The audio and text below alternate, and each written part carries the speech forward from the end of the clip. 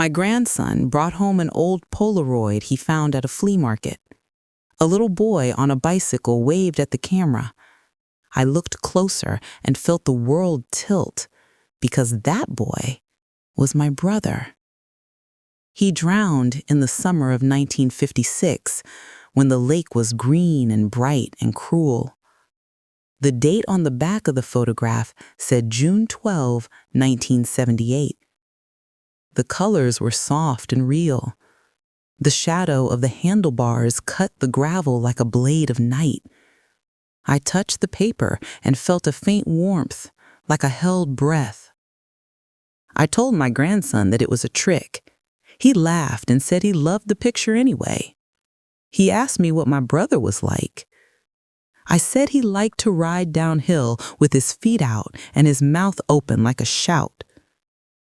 Then I took the Polaroid to my room and closed the door. The boy on the bicycle was named Henry. He was 8 the day the lake took him. I was 12.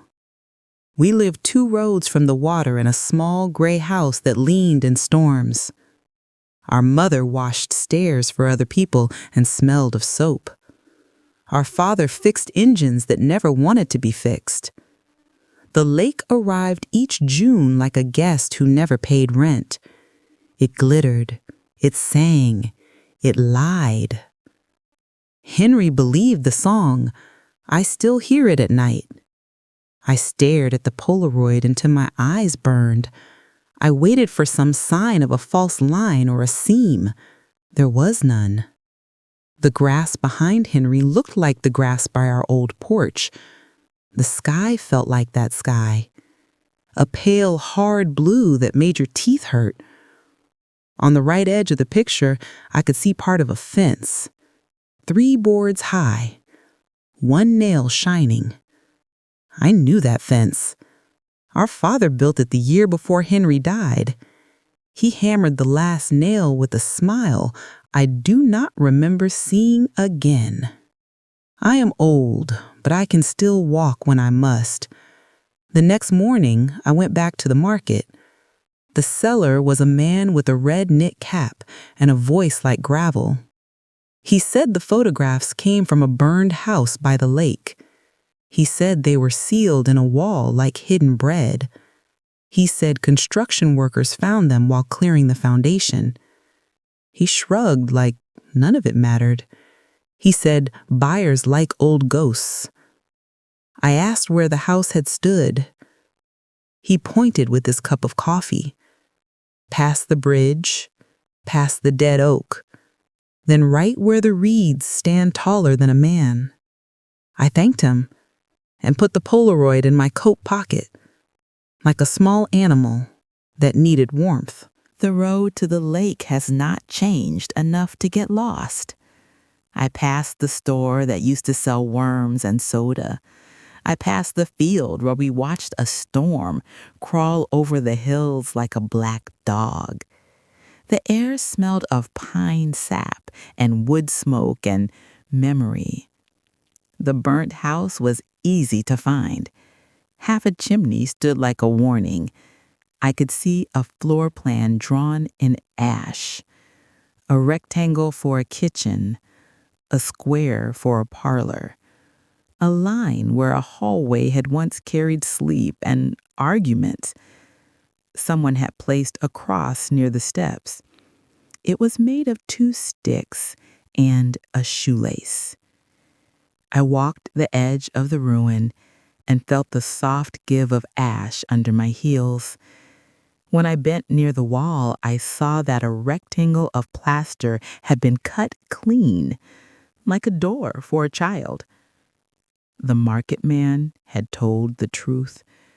Whoever hid the photographs wanted them found by a future hand, or they wanted them safe from the present. I sat on a fallen beam and took out the Polaroid. Henry looked ready to burst into the future. I touched his face and felt paper and heat and need. Something inside me said, check the date again. June 12th, 1978. He had been gone 22 years by then. The world had moved on without him. Yet here he was, balancing time with a small boy laugh frozen on a square of film. A woman called from the reeds. Her hair was white and her jacket was green like the lake. She asked if I needed help. I said I was only looking. She said she was the caretaker for the land while the county decided what to build. She said she did not like to see people alone on a ruin. I told her my name. She told hers, Ruth. She heard it and her face changed, and then smoothed again. She said the name sounded familiar. She asked if I had lived near here once. I said yes. She looked at the Polaroid in my hand and asked if I found it. I said my grandson had bought it at the market. She nodded and said that box caused trouble. She said people came from town with questions and left with none. She asked if I wanted to see the rest. My throat hurt and my hand shook, and I said yes. Her house stood back from the lake under a stand of firs. She made tea and set a wooden box on the table. The lid was branded with a small sun.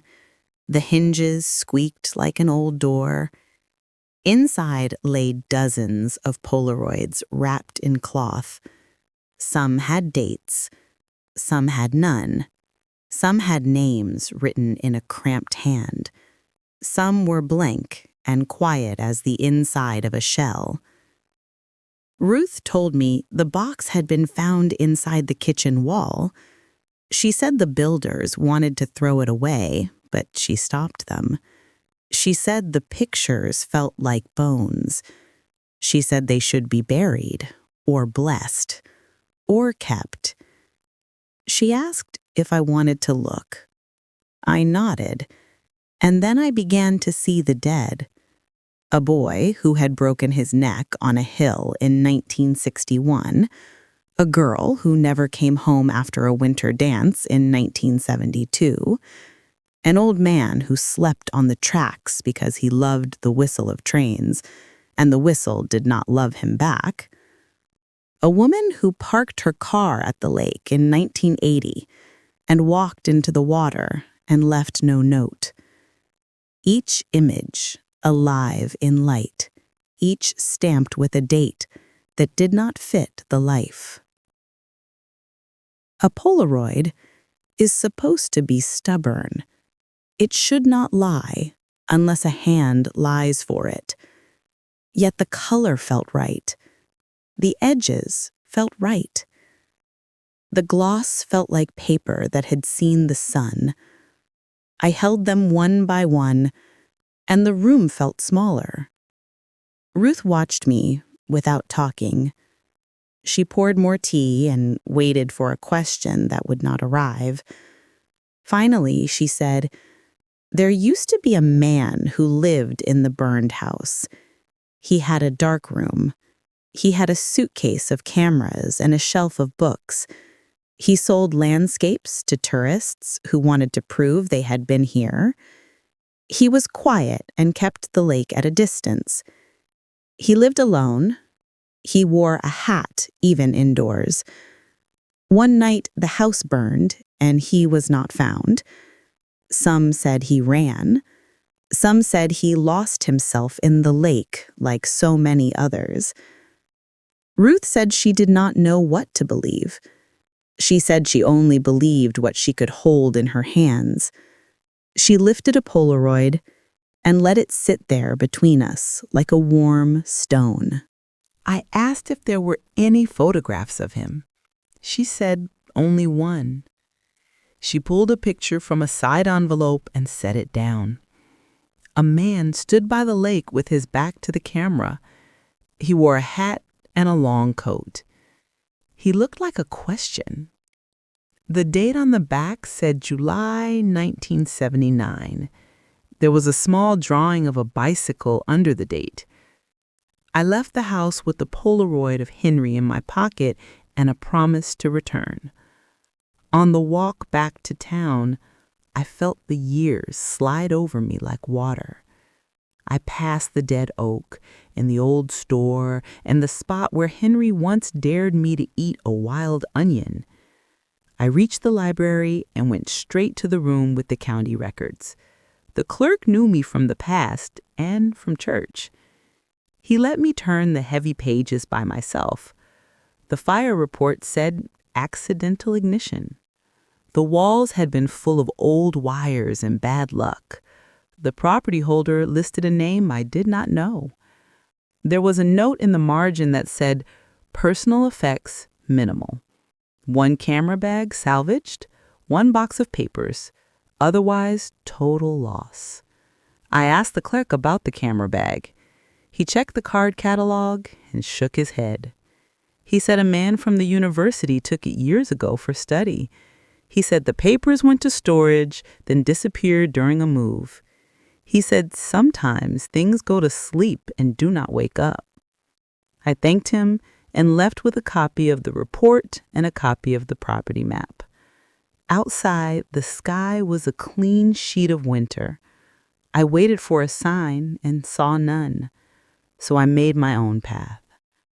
I visited the last people who remembered the old summers, men on porches who watched birds and time, women who folded light into quilts. They all remembered the photographer. Some called him Mr. Hall, some called him the Watcher. A few said they never learned his name at all. They said he kept to himself, but always appeared when someone needed a picture. He had a kindness that stayed at the edge of things. He did not intrude. He did not ask questions. He had a way of standing that made you think of a post driven into earth, steady and silent and there. One woman remembered a theme that stuck in my head like a nail.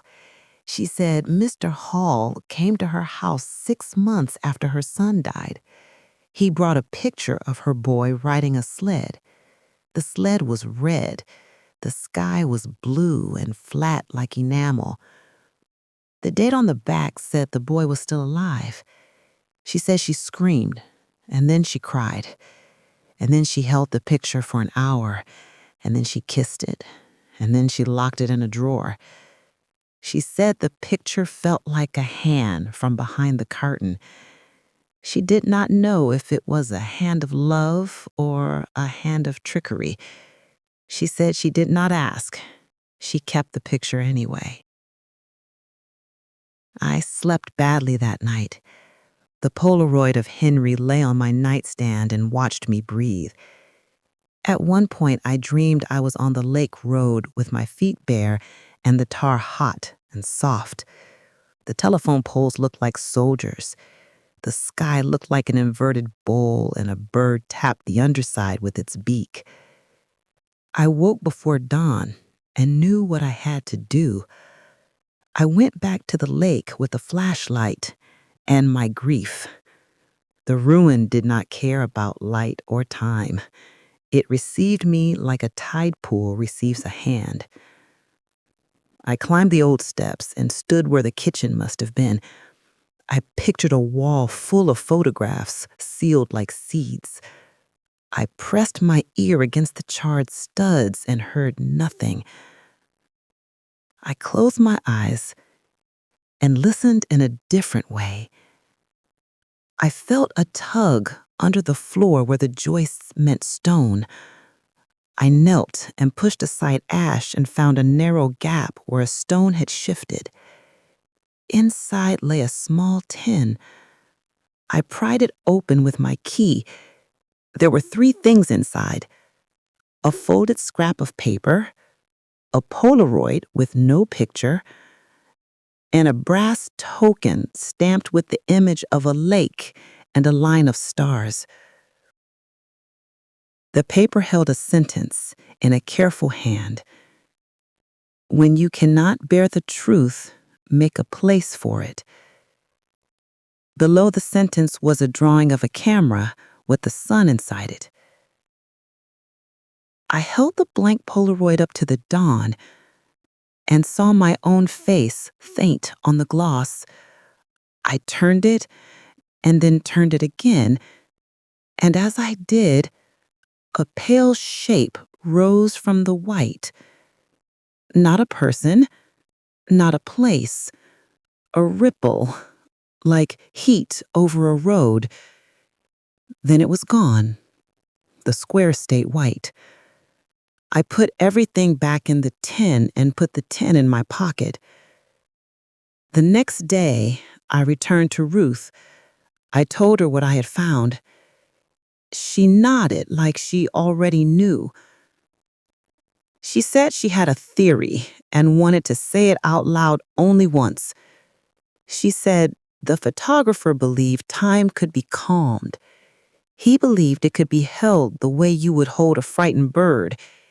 He believed a picture could carry a person through the gap between now and then.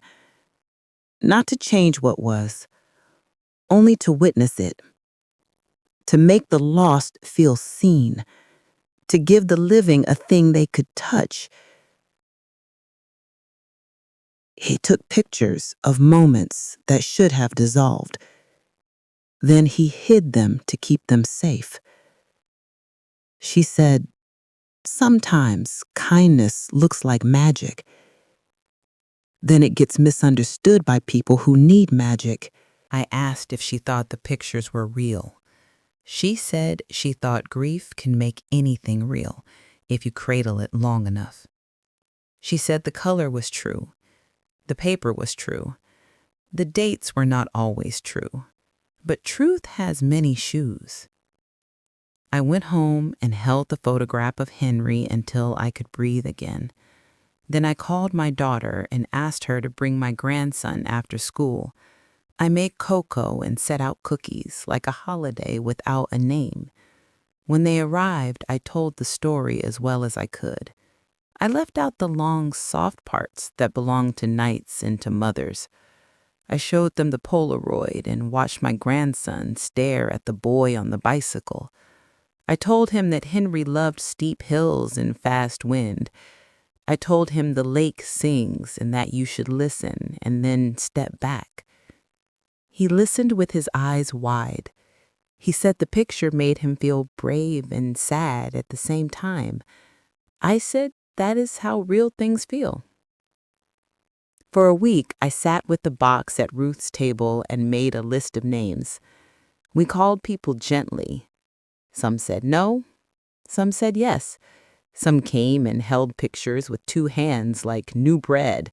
Some laughed and some shook and some swore they could hear voices underneath the white edges. I watched the way people breathed as they turned the squares. It was like watching waves find shore. A man arrived with a badge after a neighbor called. He said images cannot be removed from private land without authority. He said the county would like to claim the archive as cultural property. He said a lot of words without people inside them. Ruth asked if the county would claim the grief too. The man blinked and said he was only doing his job. He left with a pamphlet and a promise to return. We did not wait to test the promise.